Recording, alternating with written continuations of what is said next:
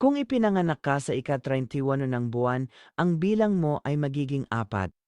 Ang iyong petsa ng kapanganakan ay nagiging 4, na sumasalamin sa disiplina, responsibilidad, at pagbuo ng seguridad.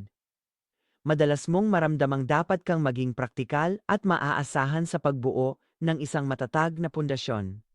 Sa emosyonal na aspeto, ang bigat ng responsibilidad na ito ay paminsan-minsang tila kailangan mong panindigan ang lahat para sa iyong sarili at sa iba.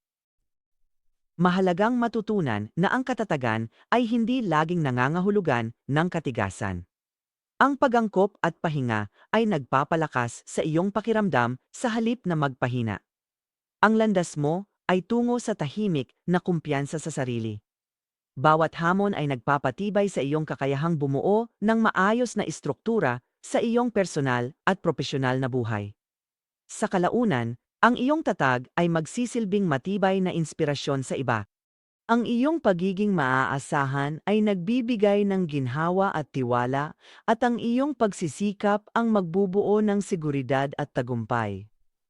Para sa gabay at pananaw, pumunta sa absolutelypsychic.com o tumawag sa 1-800-49-OTHER-OTHER-77.